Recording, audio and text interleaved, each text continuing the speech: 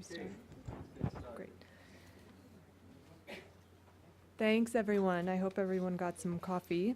Aston Salim could not be with us today, so Daniel will be presenting his points, and it'll be a presentation discussing the TCF model.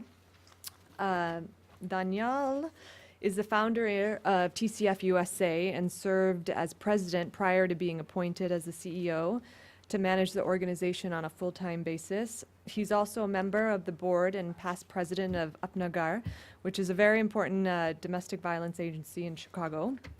Daniel? Thank you. Thank you very much. And thank you to the previous speakers who put in a plug for TCF. It wasn't a prerequisite for being a speaker, so I wanted to make that clear.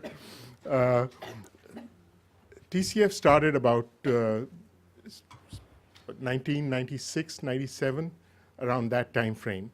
And it started with a small group of friends, entrepreneurs, businessmen, who built 5 schools to start with.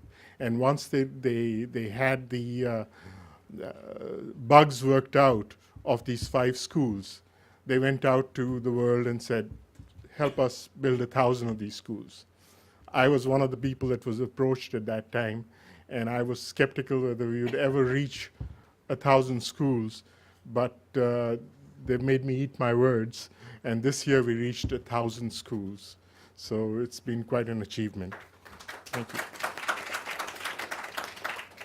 And the next slide kind of gives the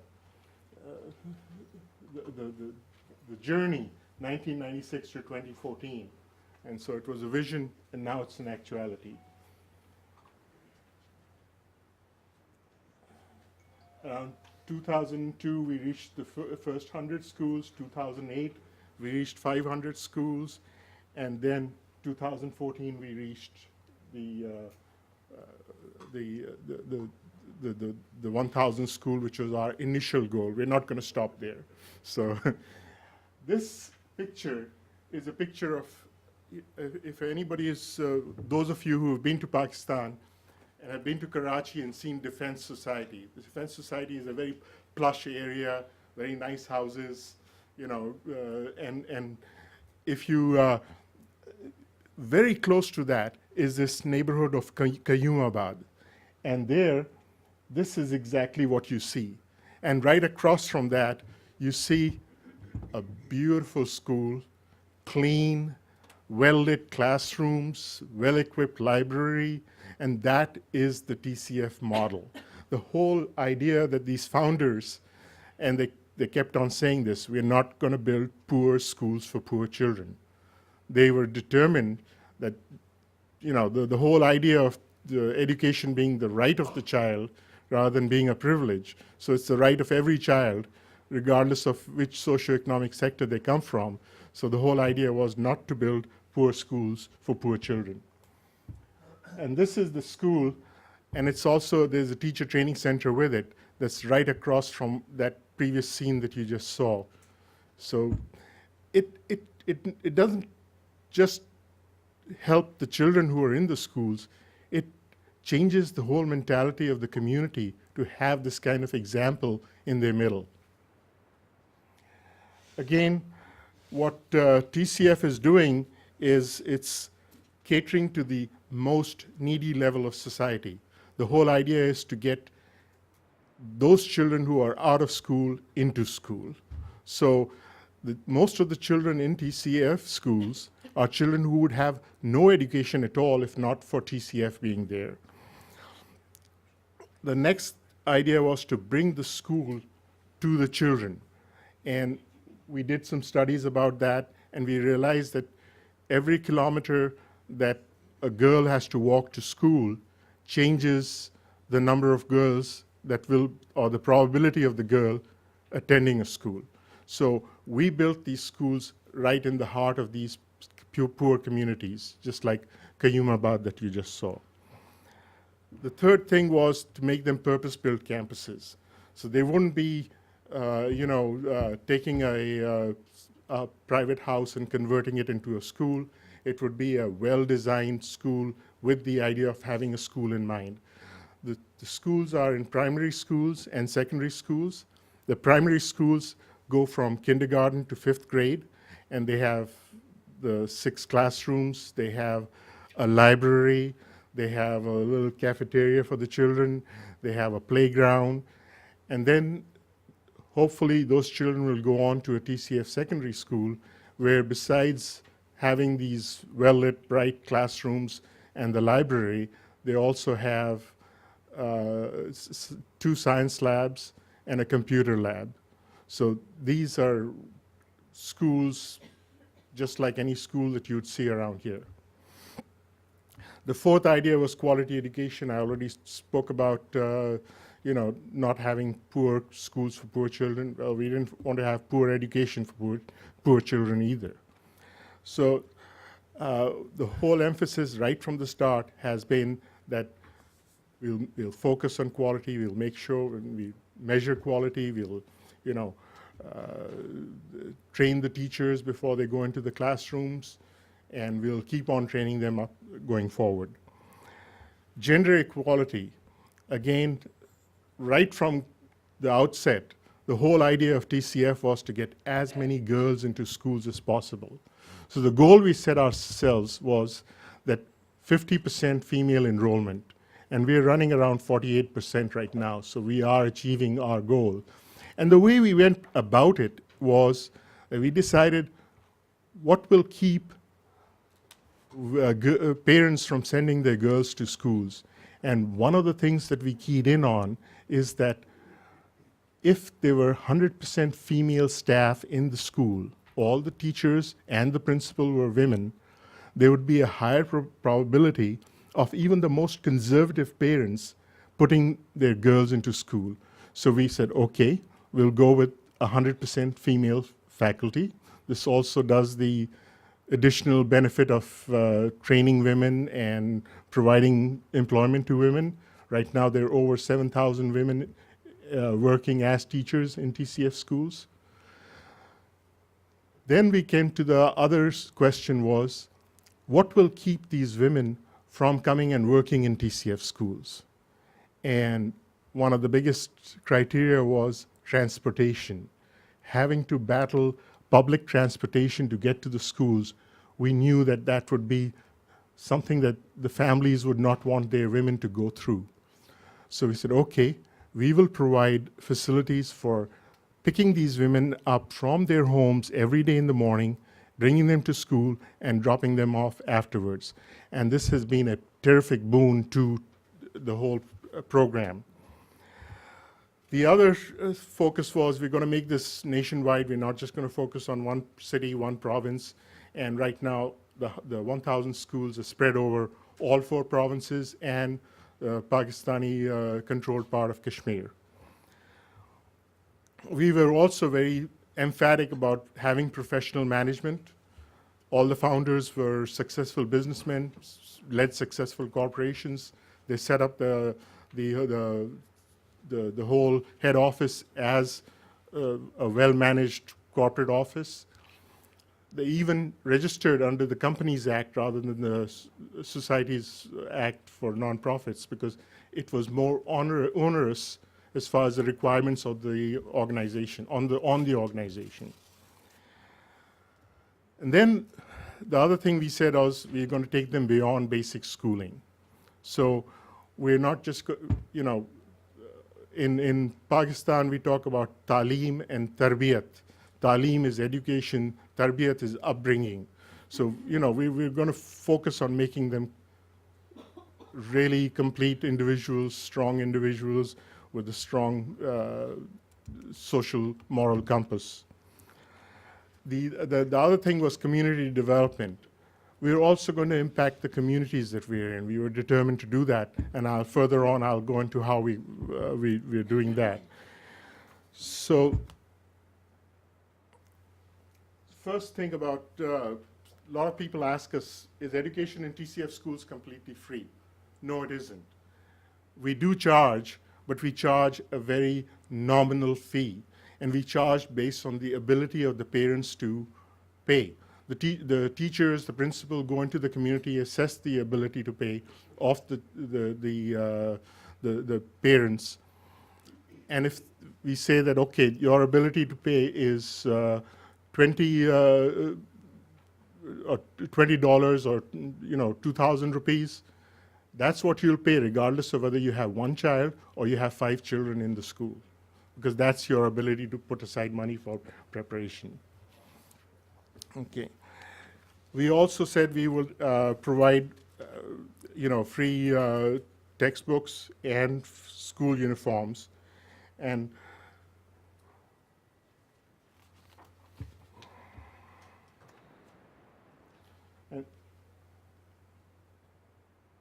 I've talked about most of these things: school to the children, access to the schools, building them in the communities.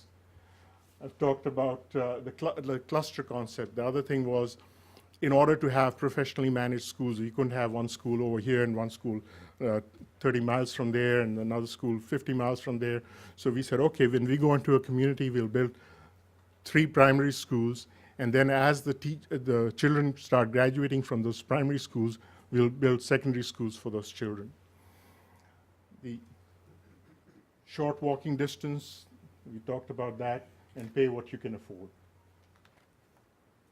And this is a picture of one of the TCF schools. So you have a really beautiful environment for these children to study in.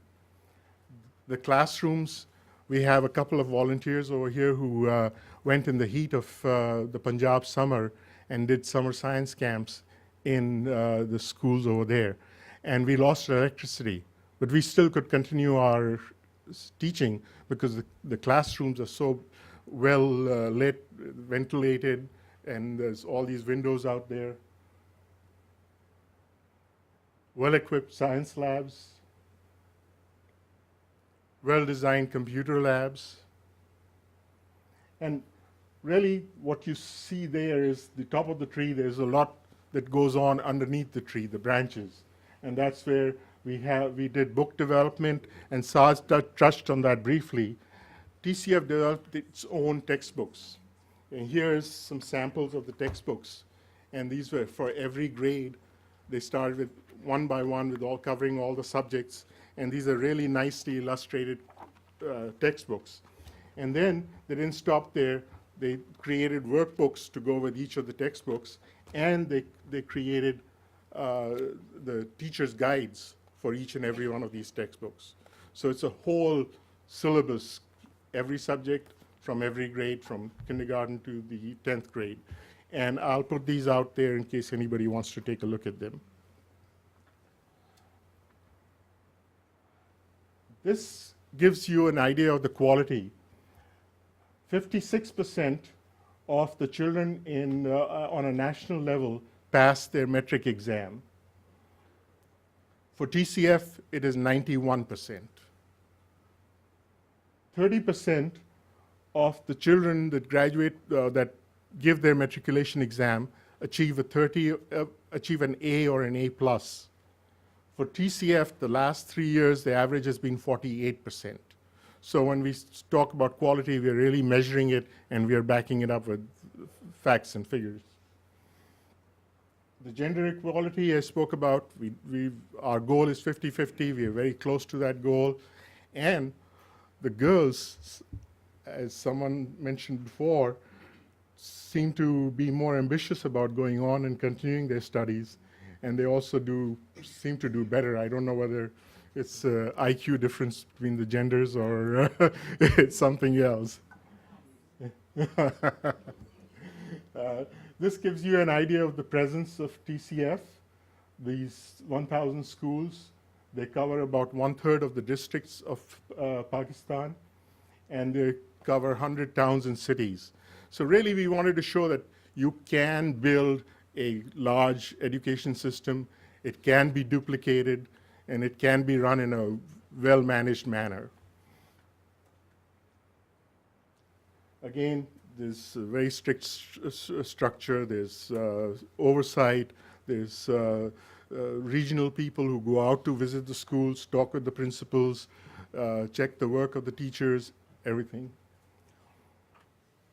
The other thing was, Saad said, data, data, data, and we live, data is very important because you have to be able to measure what you're doing.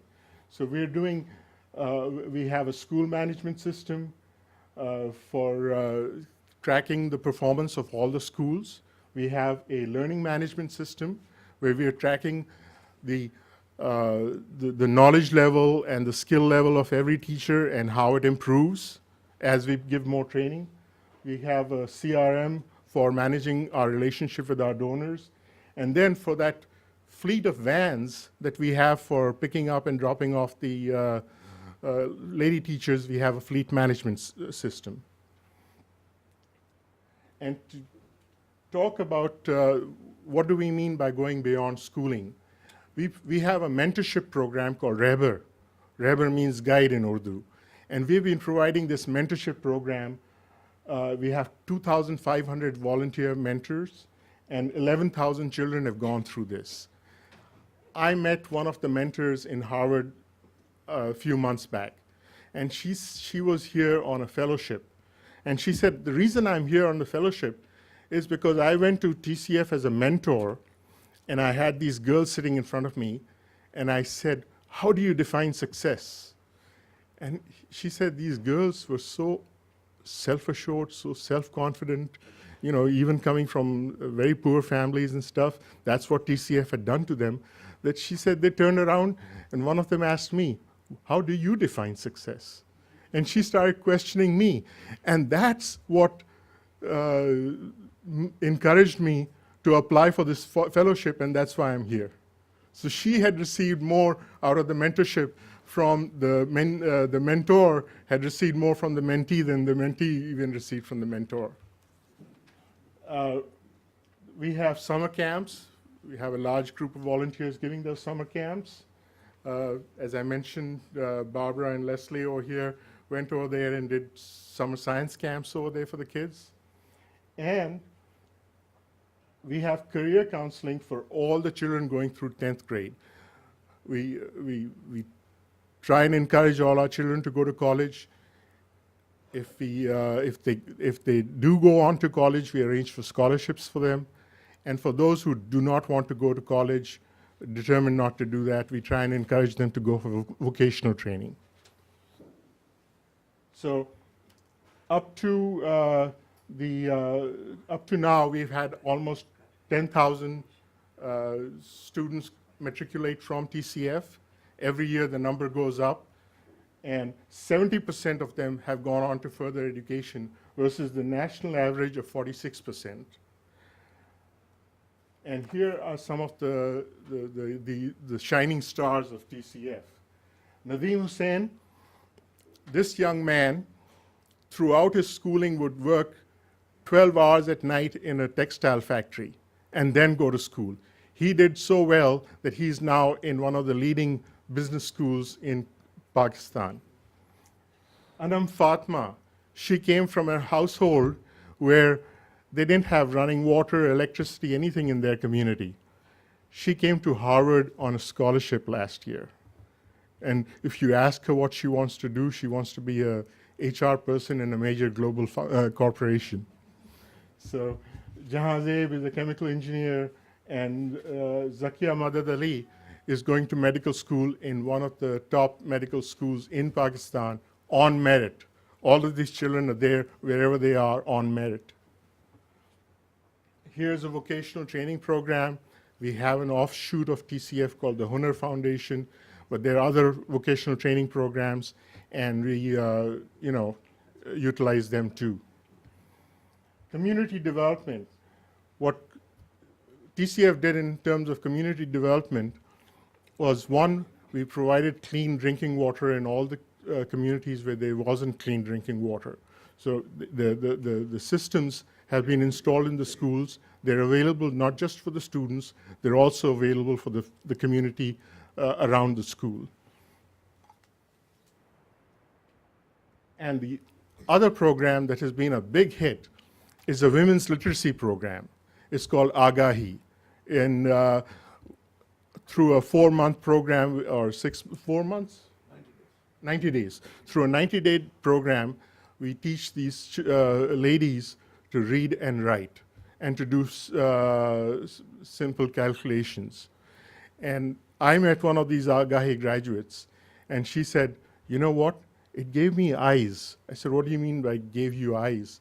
She said, before my kids were sick, I would go to the bus stop and I would have to ask somebody which bus should I take to go to Jinnah Hospital. Now I can tell which bus to take. I'd get to the hospital, I'd have to ask somebody which ward I should go to. Now I don't have to. It's given me eyes. So again, for the sake of time, I'm going to wrap it up. Amjad is pointing out his watch to me, but I'm available. Mushtaq Chhapra, who's one of the founders of TCF and also the current chairperson, he's available. And if you guys have any questions, I'd love to be able to answer them. Thank you.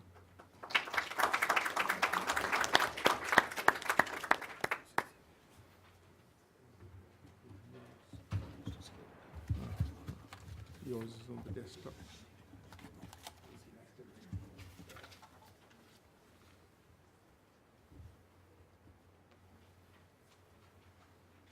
Thank you, Daniel. We're going to quickly move to Dr. Muzaffar, who has been working as a teacher, educator, campaigner, and as a researcher for the last 20 years, and is one of the founding members of the Campaign for Quality Education in Pakistan. He will be discussing public-private partnerships in education, and after you, we will move to the Q&A session. Yes, the panel. If you can hear me at the back, I'll just want to stay away from this podium to clear the line of sight for. Thank you very much, TCF, for inviting me to speak on. You may need to speak in the mic, into the mic for recording. Okay. All right, so thanks again. So the topic here is the overall problem of education in Pakistan, and the adopt a school model as a policy alternative is what I'm going to talk about.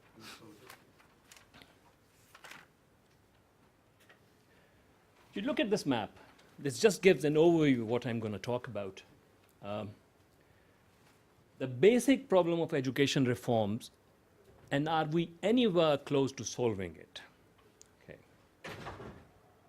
Then I'm going to dwell very briefly on the rise of private sector in education in Pakistan and some concerns associated with this development. In the way forward, I'm going to raise this question of should the state, as well as the international development partners, focus more on improving public schools or private schools or both? Then I'm going to do a brief discussion on some theoretical ideas about voice and exit as a model, as a basis for understanding the way forward, and move into a discussion of Adopt School program. Okay. The basic challenge very quickly is set by the Article 25A of the Constitution, which says free and compulsory education as a fundamental right for all Pakistanis between ages 5 and 16. Here is an excerpt from a column that I wrote in 2010, immediately after this clause was inserted in the Constitution. And it reads, as the public schools persistently fail and a private school market of uneven quality springs up, there still remains approximately 17 odd million 5 to 16 years olds out of school. That was 2010. So are we really ready to make education free and compulsory for all children? And I would completely echo what Shahid Barki Saab said about the insertion of 25A cannot be implemented in its letter and spirit by simply underlining through a constitutional amendment this commitment to make schools accessible to all children.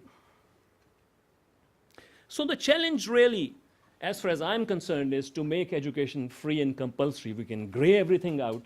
That is the challenge. That's what I'm concerned about in this brief talk. How close are we to solving this problem? This is some recent data that I'm presenting to you. According to a report that's not yet released, it's being published by Alif Elan, 25 million broken promises.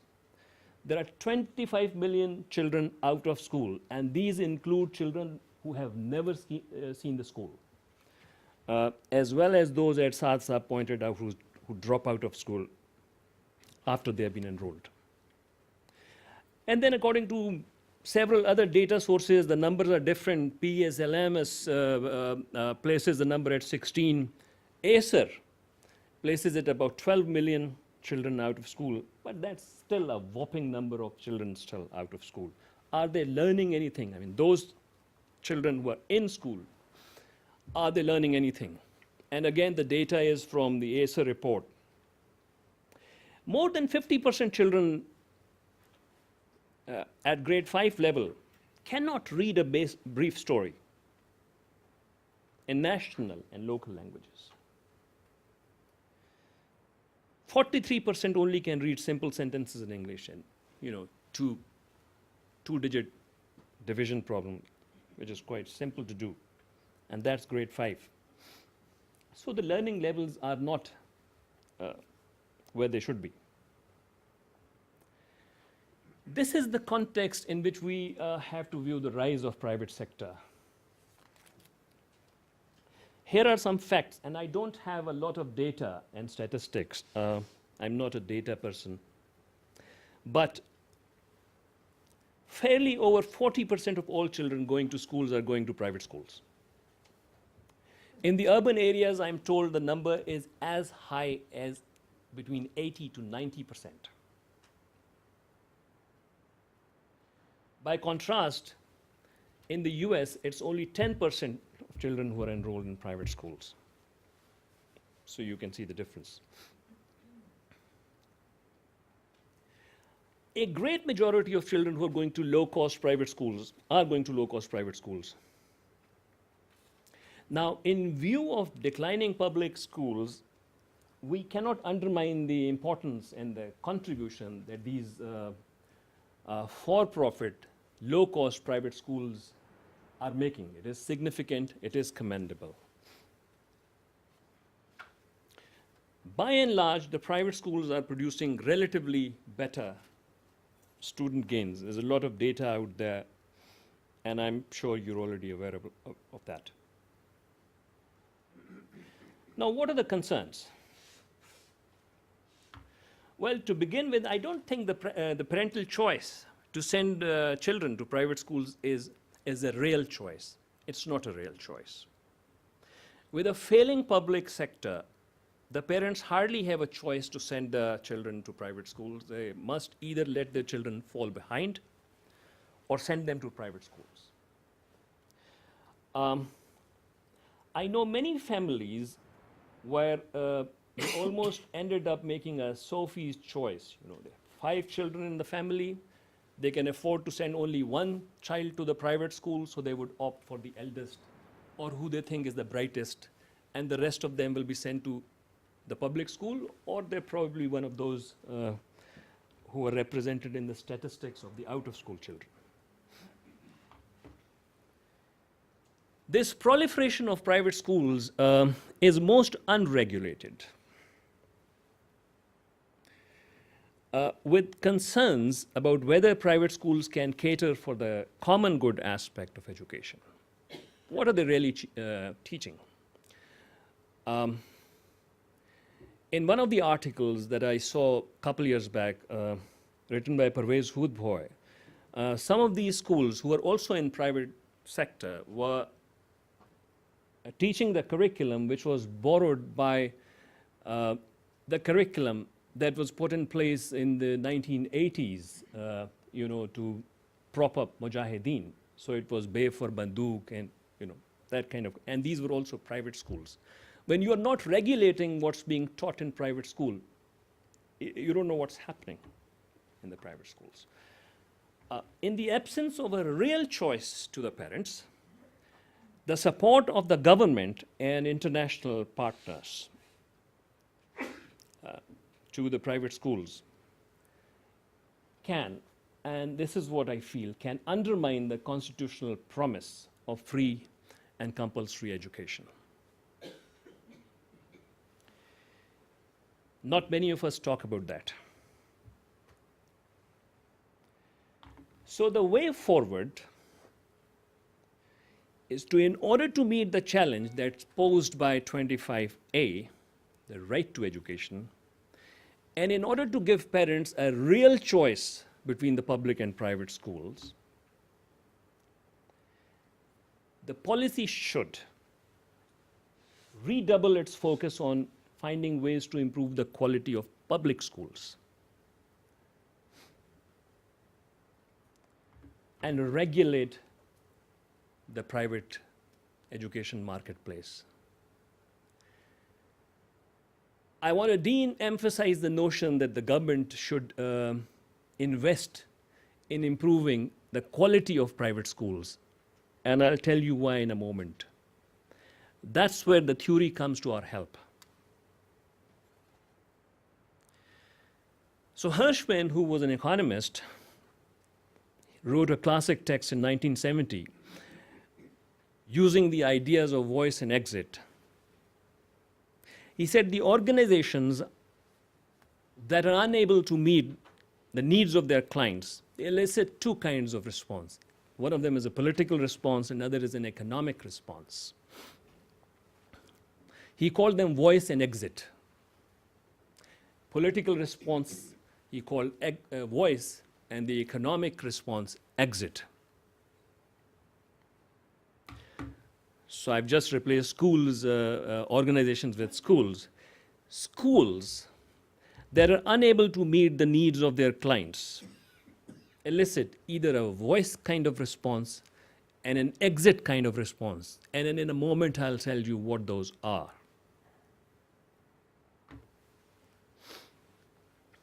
So responding with a voice employs the use of political influence. That is the way the public schools respond to the need to improve their quality. There has to be a political influence in order to improve quality of public schools. In the case of private sector schools, the clients can vote with their feet. They can just exit the system. And so in order to keep their clients intact, they've got to do something, so they improve.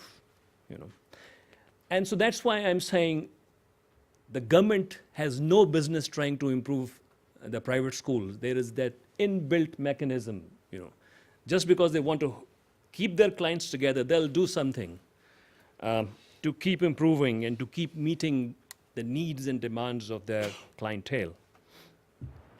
So here is the upshot of this theory.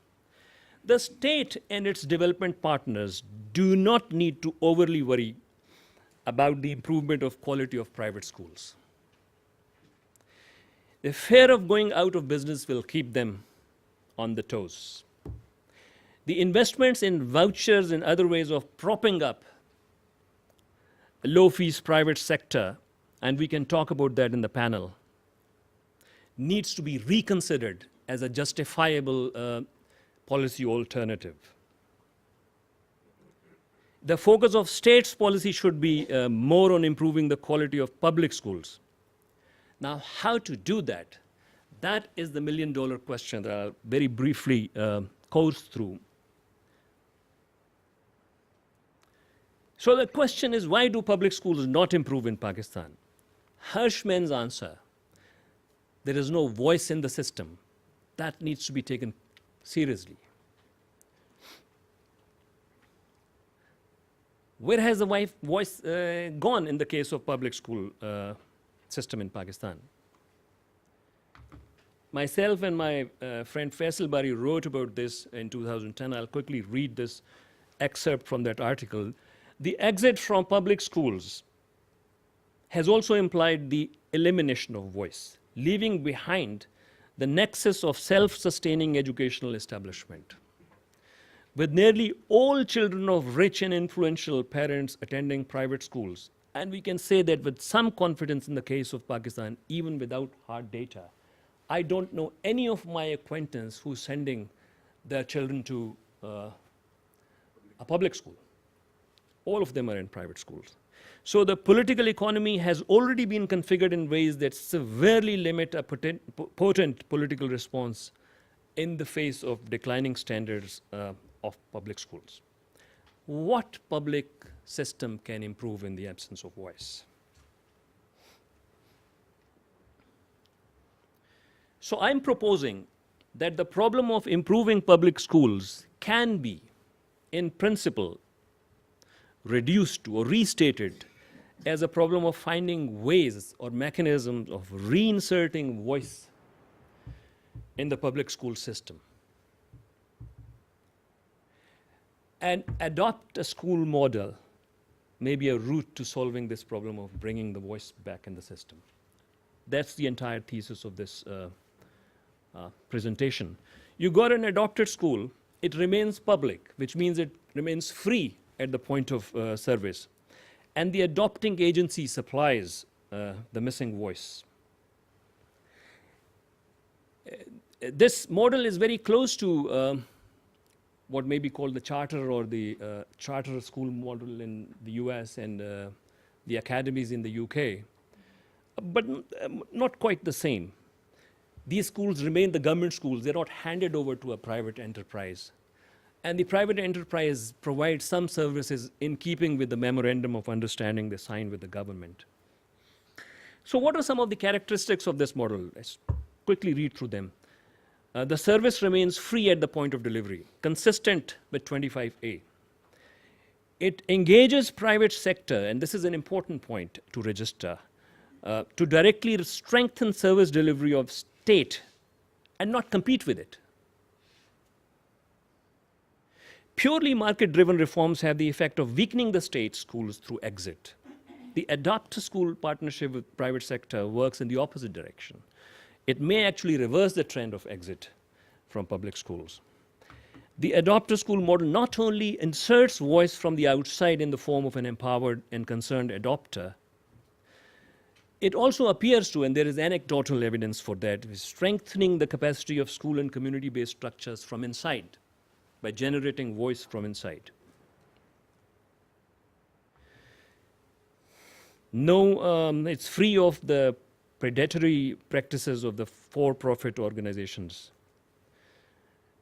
Voucher mechanism, and we can talk about that in panel as well, addresses equity concerns, but are not necessarily sustainable due to their dependence on funding from international partners. Adopt-to-school is the only model which does not use foreign assistance, hence potentially more self-sustainable. I think I'm going to just rush through these slides. These are some of the policy provisions that exist in the education sector plans for supporting the adopt-to-school model. Just read one in the middle. Facilitate adoption of dysfunctional public sector institutions by private sector at all levels through shared administrative management and terms of partnership through an agreed memorandum of understanding. So this is happening. There is a policy cover for that. But it has not been legislated. So there's a policy cover, but there's no legal cover so far.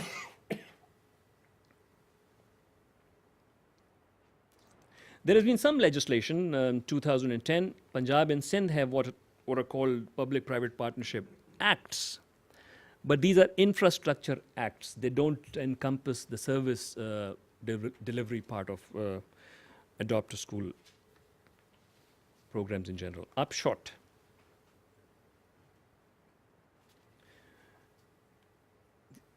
PPP Act only, the one that I've just read out, legitimizes provisions of public-private partnerships for infrastructure and not for services. I just told you that.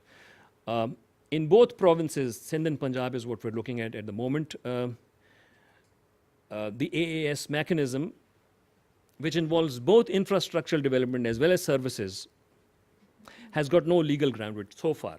No legislation exists at the moment that supports PPP in education, not thus far. In Sindh, there is a formal structure for facilitating and identifying adopters.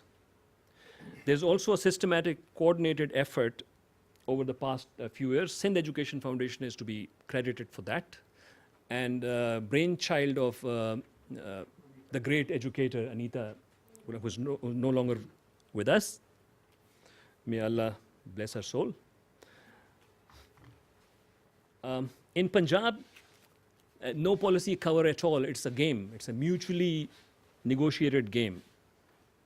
So political capital and being at the right place at the right time driving the policy rather than any systematic mechanism at the moment.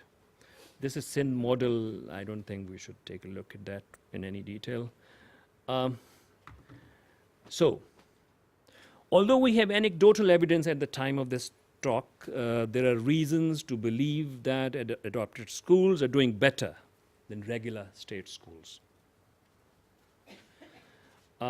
Ideas, the institution that I'm representing right now is currently engaged in a comprehensive study of all the adopter school models that are currently in operation in Pakistan at the moment.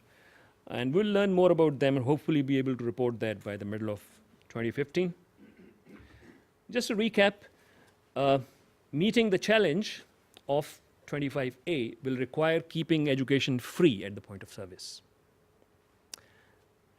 That's what it says. The private sector schools are filling the gap, but they're not candidates for supporting the state policy interventions. The government should stay away from the private sector.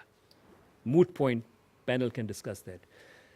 Improving public schools will give a real rather than a forced choice to the parents. In a free society, we should not have any problems whatsoever with proliferation of private schools. I'm not against private schools. But they should not be a forced alternative on the clientele. Public schools will not improve with inputs alone. They have not. That's what we've been hearing from Jumaina and also from Saad and everybody else.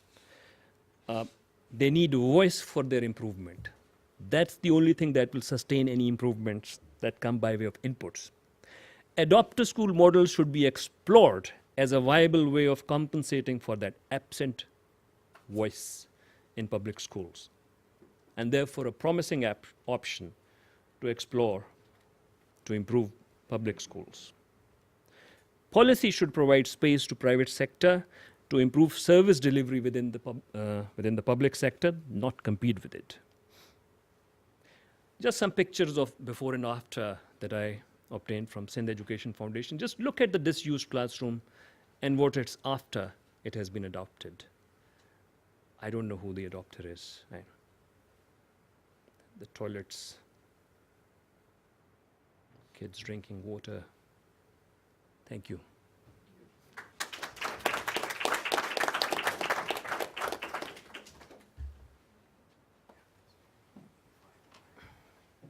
Thank you, Dr. Muzaffar. We're going to move to the panel question and answer session. And I have some questions ready. Any more questions? I think we have someone over here. So the first question is actually for you, Saad. It's from Arif Ghafoor with TCF. And the question is, from your presentation, it would appear that at least for Punjab, the education problem has been resolved, 92% enrollment, etc. Do you agree? Is this working? Push the...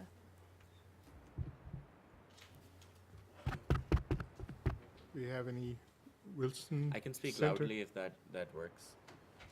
Yeah? All right. So, Or do you want to come up here? Is that easier? It's up to you. I'll just speak loudly. Okay. Okay, great. So, I'm sorry if that was the representation, but the problem has not been resolved at all. It's far from being resolved. I think what we have now is a foundation to build on, because we have started making sure that teachers are showing up to school. We have started making sure that students are attending and enrollments are going up. But there still is a long way to go in terms of bringing the quality of education up. The quality is there, it's decent, it's improving, but it's nowhere at the same level as a typical TCF school, for example. So I think we have the foundations in place. Now the focus is how do we make sure the other 7 million children across Pakistan, I think around 4 million of those would be in Punjab, are in school. So there's a big enrollment challenge that's still there. And then how do we ensure that the quality keeps improving more and more until it's at the same standard of a TCF school or like a high quality private school. So foundations are there, still long way to go, and but we are seeing progress on an ongoing basis, and so I'm very optimistic. Great. This question is directed to Minister Barki from Irfan Malik, U.S. Pakistan Foundation. One objection the State Department and USAID has had in the past is about giving financial assistance to private sector is that they don't have the capacity to observe this high level of assistance. What is your viewpoint on that?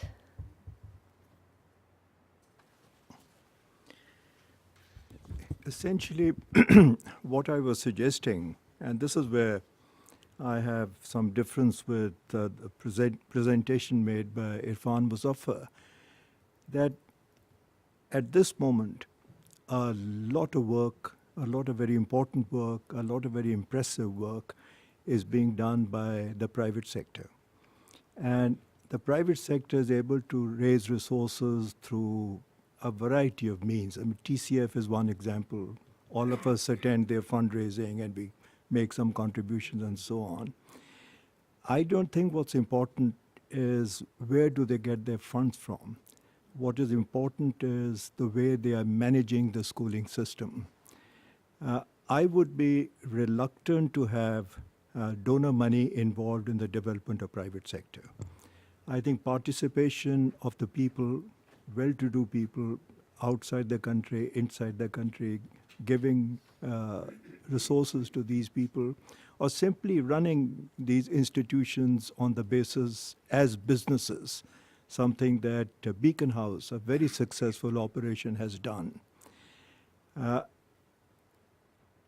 repeat what I said in my own presentation. My view is that if we are really in a hurry, and we need to be in a hurry, then I see only three ways of tackling the problem of very large illiteracy, of large number of people staying out of school, and of a very widening gender gap amongst different parts of the region. And all these three lead to different kind of problems. And what I know about education in Pakistan is that it is the private sector that has been able to address these problems and not the public sector. I know Pakistani public sector. I have studied some of what the World Bank did. There was enormous amount of frustration in the World Bank when this massive social action program was launched in the naive belief that money from a donor or a set of donors would set the public sector right. That did not happen because you were dealing with extremely corrupt organizations. They have been corrupted over decades. MNAs and MPAs want to use the educational bureaucracy to place their own people, to hire their own people. Quality may go to hell and so on. So adopt a school or those kinds of approaches may work at the margin, but if you really want to make a real difference, then my suggestion is let the business sector operate either for profit, on the profit basis, or on non-profit basis. To take two examples, Beacon House versus the Citizens Foundation, where the state should get involved and get involved in a very serious, honest way, is to make good regulations, that there will be, that all these institutions will be run according to designs that are agreed upon between parents and other people involved in education. But let the private sector, which has demonstrated to my satisfaction what it can achieve, do the rest of the job. May I add to that? Yes, please. Okay. We've been talking public sector and private sector, and I think Minister Berkey just mentioned that in the private sector you have the for-profit and the non-for-profit. Even amongst the for-profit, there is two distinct for-profit private schools. There are those that cater to the upper middle class and up above, and then there are those who cater to a lower socioeconomic level. I think Irfan was one of the people who pointed out to me, and very correctly, that the bright part of what's happening in Pakistan, or the light at the end of the tunnel, or whatever you may call, is that the low-cost private sector has been increasing in exponentially. So Beacon House, I think, is more for the better off children, and but our focus is, of course, the children who are not getting education or not getting a quality education, which is in these. And you see them when you go into Pakistan, you drive through the neighborhoods, you'll see people have converted their homes. They call them, Oxford School or Harvard School or whatever fancy name. But that's where the proliferation has been. So that's the bright part. The sad part is that the quality is still lacking. And that's one of the things that we've been struggling with in TCF is we're very proud of the fact that we've reached 145,000 children, but we keep on hearing that there are millions, 12 million or 9 million or 25 million, whoever's, whatever age group you're counting or whoever's doing the counting, but there are millions. So how do we increase our impact? And so what we're doing is, it's not an adopt a school model yet. It's where we're taking all our learning from TCF and offering it to these low-cost private schools to help improve their standard. Their incentive is that they're, of course, for-profit, so if they provide better education, they'll be able to attract more children. And for us, it's improving the quality of the education that the children get. So we're sharing with them all our management systems, all our textbooks, all our teacher training, everything that we've developed, we're offering it to them. We've called it TCF in a box. We've called it the Quality Improvement Program. But basically, that's where our focus has been. Did you have a Yeah, I just wanted to clarify my position a little more. I'm not against the private school system. I actually value their contribution, and I think the low-cost private schools are really filling a gap. So I don't think we're disagreeing, Dr. Berkey. I think my position is that government should just be regulating the private schools. They should be providing information to the parents. But they should not be spending money, public money, on propping up private schools. They should not provide credit products to the private schools. That's the money that should be used for improving the public school system. Let the private schools do their job and do it well. But let the parents be the judge of that. If they are proliferating, that's the way it is, so be it. But the public sector and the government should focus on improving the schools that are under their charge, which are the public schools. And my concern in this presentation was only how it can be done. And I don't think it can be done without introducing or reinserting the voice in the system. Yes, please. Dr. Muzaffar in his presentation made the point that we have Article 25A in the Constitution, which was inserted by the 18th Amendment. And we owe it to the article to observe its what it has indicated should be the objectives. My view is that those three objectives in the article are not observable. And we should really not become wedded to the article as if it's a saying in the Quran. Constitutions are meant to be changed. 25A is not going to work. I'm prepared to say this very categorically. Why? Because 2 years are left, or 1 year is left. Universal primary education will be compulsory. How do you make it compulsory? By punishing the parents through the judicial system. And I said in my presentation, the judicial system works in a very arbitrary way, takes a lot of time and so on. Employers, if they hire children, will be punished. Can you imagine in a Pakistani judicial system any of this producing the desired results? Then the second thing is that that's not in 25A, but in the law that followed 25A, that the government will increase expenditure on GDP from 2.5% to 7%. When the law was made, the expenditure on education went down from 2.5 to 2.4%. I don't see 7% being achieved ever, unless that 7% includes a massive contribution by the private sector. When I talk about credit, credit can be supplied by private banks. State Bank of Pakistan should get involved in educating the private banks in the evaluation of educational projects. So I'm not talking about public money being put into private sector.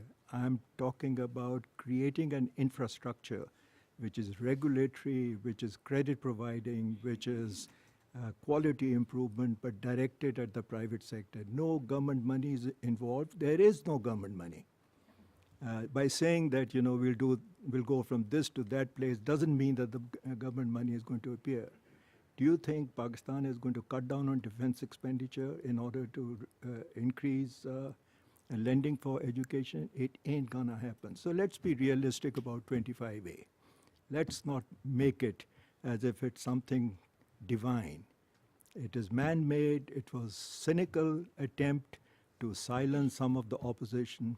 And our policies should be based not on 25A, but on practicalities. Thank you, Minister Barki. We had a question in the back. Do you want to just stand up and give your question? Sure, sure. Over there, and then we'll go to Saad. But I think it's very important to know what all the 25A article says.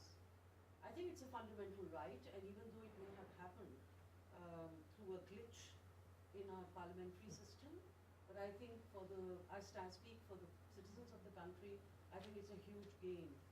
However, what is sad is that after 4 years, we are still not seeing it really hit the ground because the rules have still not been made. Mhm. And there's still a lot of work to be done, and I'm glad that perhaps that, you know, it's better that they're not made than made very poorly.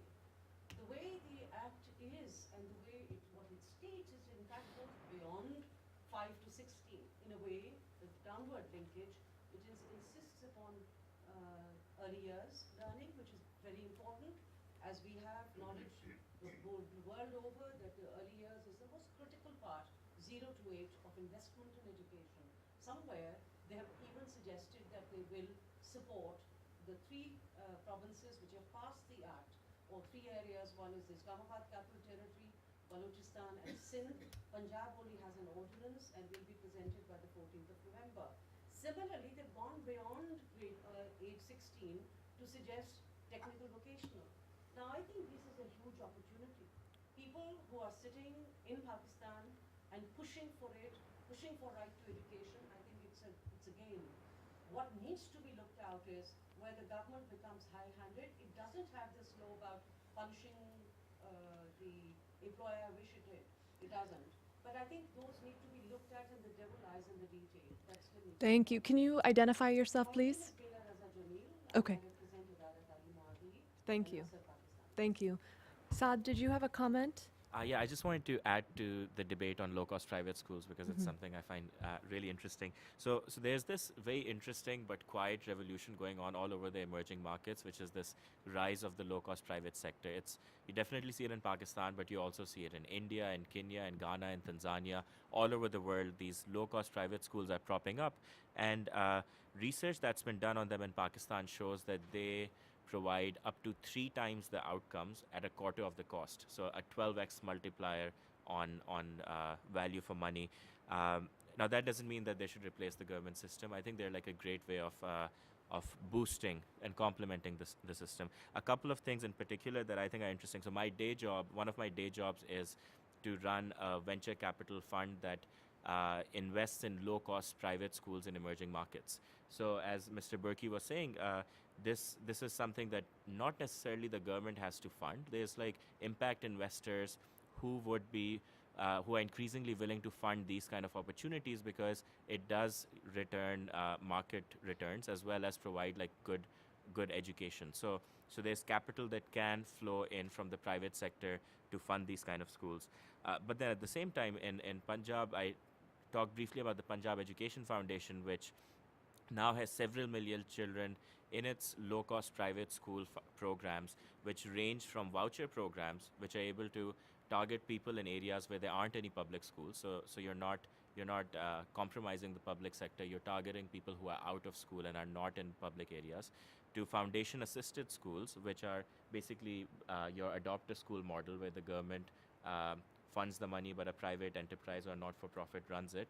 To to newly established schools, where in an area where it's not sustainable for a government to open a school, the government would provide seed capital for an entrepreneur to set up a private school and get it up and running. So I think it's a really exciting sector. It's a sector which both the public and private sector increasingly will invest in. And I think if done well, it goes hand in hand with the government's effort in the public sector. And I do agree with Mr. Burki that the government can play a very important role as the regulator and the facilitator for the growth of this sector.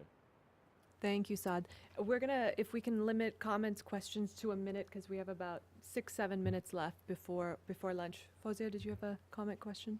Yes, I can actually intertwine in a later question also, but just some clarifications I wanted to make. First of all, I think Mr. Burki is referring to an old Compulsory Education Act of 1994 in Punjab. The new legislation does not punish parents or employer or anything. Because there, I think a parent is punished 20 rupees a day or something for now. But the federal law, the Balochistan law, Sindh legislation, they do not have such punishments. I also want to say that devolution has really totally changed. I don't think we have acknowledged that here, but it has totally changed the path for educational reform. For audience, I'm just clarifying that this really gives the legislative rights also to the provinces from the center, and we have already seen what the center has performed, how the center has performed. So I don't think that we need to be very worried about what the province will do with education if they are not children. I also want to say that sometimes when we talk about successful examples, and especially with donor funding, we fail to give the credit to the counterpart, the government, which has been labeled here as totally corrupt, which I do not agree with. I think that we have champions within the government system. The whole system might not work, but the government should not be seen as a blob, a homogeneous blob. There are people who are fighting for education within the system, and these are the champions we need to look for, or allies we need to look for. If we are, like today, we are thinking about reforms, who to ally with, and how to encourage those elements within the system.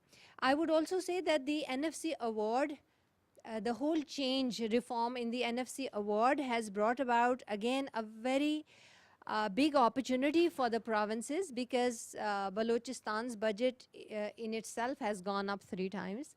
Balochistan has allocated about 25% of their money for education, which is a huge difference, And the current CM of Balochistan, who was the education minister in the past and did phenomenally well during his term, is totally focused. So we need to really look at, if we are talking about reforms for Pakistan, we need to unpack these very common stereotypes and see who within the government is willing, which ministries, which ministers, and then partner with them.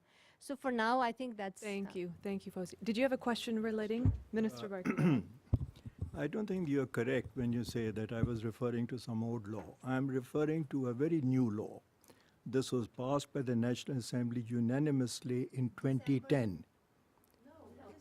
December 2012 is when the federal pass was law. Okay, 2012. And this is, the government was obligated to have such a law passed by 25A amendment.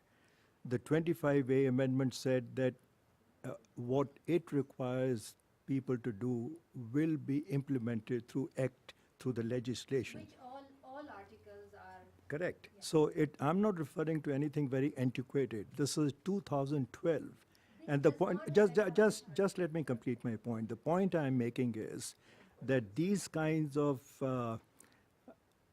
rather silly requirements that if parents don't send their children, they'll be put behind bars, and if people employ, this is not going to work. It is there. Well, Read we're it. going to move to a Read couple it. more questions. Sorry. Did you have a question? Go ahead. Yeah, I just have, sorry, and Yes, sorry. Thank you. for the recording. Yeah, my name is Ghazi Aslam, and I am at George Mason. I'm a policy fellow there. I had actually a clarification. I mean, what do you really mean by voice in public school system? I mean, do you mean by like, parent-teacher committees or school management committees? What, like, how does AAS introduce or Who's your question directed to? introduce voice in that system? I mean, and how is that system? What is the fundamental difference between an AAS and a voucher system where the government provides money to? And you said that you favor AAS over the voucher system. And what is the fundamental, like the critical difference that makes you say that? All right, so I can begin with the last part of your question. What is the difference between the voucher system and the adopt a school? It's a lot of difference. And in the voucher system, if I understand that right, and Saad can put me right if I'm not, it's a private school. It's wholly managed as a private school, and the government pays for the student that's enrolled there. That's a voucher, right? In the case of adopt a school models that I've seen so far, it's a government school. It just runs as a government school, and the adopter, in keeping with the memorandum of understanding that they sign in the case of Punjab with the district government, in the case of Sindh with the Department of Education itself, it spells out the kind of inputs that the adopter will provide in the. This difference, but Yes. in terms of working, what is the difference in terms of working? Like building is owned by the government, and the other hand, the building is owned by the private sector. But in terms of running the school, how the incentives change that you favor AAS? So in the case of vouchers, one of the things that we must appreciate, and Saad can put me right if I'm wrong again here, where is the money coming from for the vouchers? From the government? That's where you're wrong. No, but it could come from the government. It comes from both. But it doesn't. But it doesn't. Same thing with The government, as Barki Saab has also just said, the government has no money. And so they're providing some share of money here, and they make a promise that, once your money dries up, they will give more money and then put that into the voucher pot. Where would that money come from with the dwindling tax base that you have in that country? In the AAS, it's the commitment of the adopter itself. That's why the voice. I am adopting a child. I care for the well-being of that child. Okay, so that's the difference here. Whether it's corporate social responsibility or whether it's something else, yeah. And I actually, in 2000, you said that there was a memorandum of understanding started, and I actually studied the schools that were adopted by CARE, which was an NGO, and where was the money for care was coming from? It was the donors. Well, But it was individual donors, not donor it's not- agencies like it's not DFID and the fund. USAID. It was? Great. We're going to move on to final two questions. I mean, it depends on when the Excuse me, can we move on to final two questions? Sorry, Mushtaq. Final two questions before lunch. Go ahead. The young lady that what Dr. Muzaffar is saying, it could be either an individual person who's adopting a school or a foundation who's like CARE, for that matter, taking over a number of schools. However, the voice part is very important. The voice part changes the demographic of a takeover. Here, the voucher system is there is no say for when you give a voucher to a child, he's going to a private school to get educated. But there is no involvement of the person who's giving the voucher on the running of the school. Am I right, sir? and when the funding dries up for the vouchers, I you think know, that you've just the- propped up a school. Well, but the funding for the adopter might also dry up. I think it's like they're both being funded by. That's a true thing. It could be. But point is, what is the difference between the voucher and the AAS the basic difference? There is more involvement of the adopter in adopter school system. What I've not talked about here is that there are very different kinds of adopter school models in place right now. And there's a whole typology of adopter school models that we're looking at, which vary from being very invasive, such as CARE, to least invasive. And even those are showing quality improvements in the schools that are basically public schools. Look, what I'm looking at is how to improve public schools. And the basic assumption on which I'm building the whole case is that you're not going to be able to do it without voice, and that you gotta do it. Thank you, Dr. Muzaffar. Last question, and this is to the panel, so maybe if each of you can give 45 seconds on your thoughts. You're keeping them from having lunch. So in order to demand better public education, mass public mobilization is needed. Your thoughts on how this can be done and where to start? Let's start with Jumaina. Well,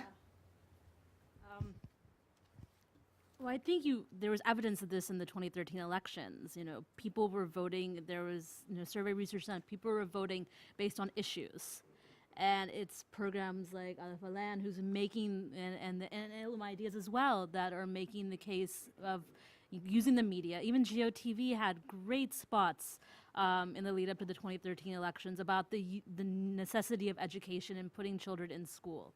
So I think continuing those types of successful programs to make sure that voters understand that education is a key issue that should be one of the reasons they vote for a particular candidate, I think is going to make a difference in continuing the mass mobilization of people focusing on education reform in Pakistan.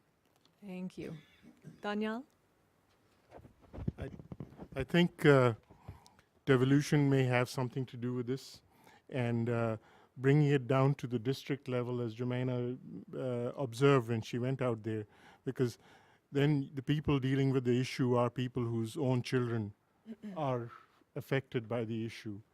And I have to admire people like Shehzad Roy of Zindagi Trust, who, he has adopted one school, and he's got some private schools too, but his main value in my eyes is the fact that he's voicing the issue, and he's making the public realize that this is your right, demand your right. So giving the voice to the common person is... Saad? So whenever you do like a large scale reform, like the work we're doing in Punjab or the one that's needed in large parts of Pakistan, in order to make that reform stick, for it to be sustainable and be there 10 years from now and not plummet afterwards, you need this public accountability aspect of it. You need the citizens, the civil society, the donors to make sure that the improvements that a reform has achieved stick and are in place, and question the system if those reforms are sliding backwards. And so as I mentioned earlier, in the Punjab work, this mass mobilization of people was a critical part of the reform, and this was done in partnership with GEO, in partnership with Alif Elan is also funded through the same program, and a lot of civil society measures, because those are the kind of things that will help. They don't help you improve results immediately, but they help you make sure the improvements are sustained on an ongoing basis.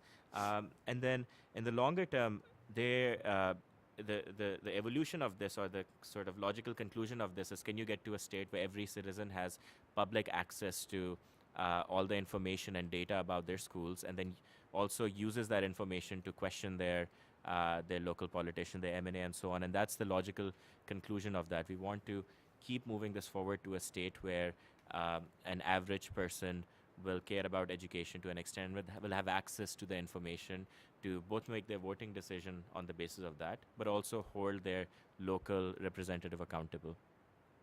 Mr. Barkey? Yeah, very briefly, I am in total agreement with Irfan Muzaffar on one thing, which is voice as an element in the strategy. I just like to say that the book that he's referring to had three choices. It's exit, voice, and loyalty. And the voice that will bring about change is not voice through adopted schools, but voice within the political system. When Hirschman he was my professor, by the way, at Harvard, so I used to have discussions with him on this issue. And when he was talking about voice, he was convinced that if the voice is loud enough, the systems will listen. And this has to be, therefore, voice within the political system, political parties. I am very disappointed that neither Imran nor Tahir Qadri, both of them with a lot of interest in education, made education as an important element of their reform program. So, yes, voice, but through the political system. Thank you. Dr. Muzaffar? Following your cue, sir, on constitutions and theory is not the sacred word of God. I think we're trying to tinker with the Hirschman theory a little bit, and trying to play with the idea of whether or not the voice can also come from outside of the political system, from entities such as the adopters. Regarding the mass mobilization, my feeling is that if we increase the effectiveness of the pulse readers, such as the reports that are put out by State of Education report, the ACER, that's put out by Status of Education report, and make them more effective and make them the basis for advocacy, because they're the pulse readers, and they should make people act. I mean, if I had a heart disease, and the pulse reader tells me, or any diagnostic mechanism tells me if something going wrong, I'll do something about that. So I think making those reports more effective might be a way of, mobilizing. Thank you. Please. Sure, absolutely. I thought we were part of the panel. Go ahead. Go ahead, go ahead. I just want to say, answering your question, 3 points. First of all, I think we need to have a positive outlook. So targeting positively would be a good start, rather than saying we cannot do it. We say we can do it.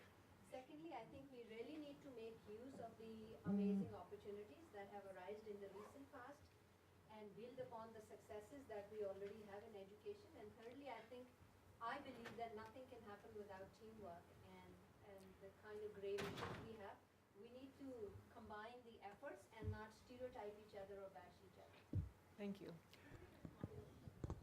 I think I Mushtaq. don't have anything else to add, but the voice part in relation to Citizens Foundation is very apparent that we have worked with the communities and we have worked with the parents of the children, and there is an immense change of mindset.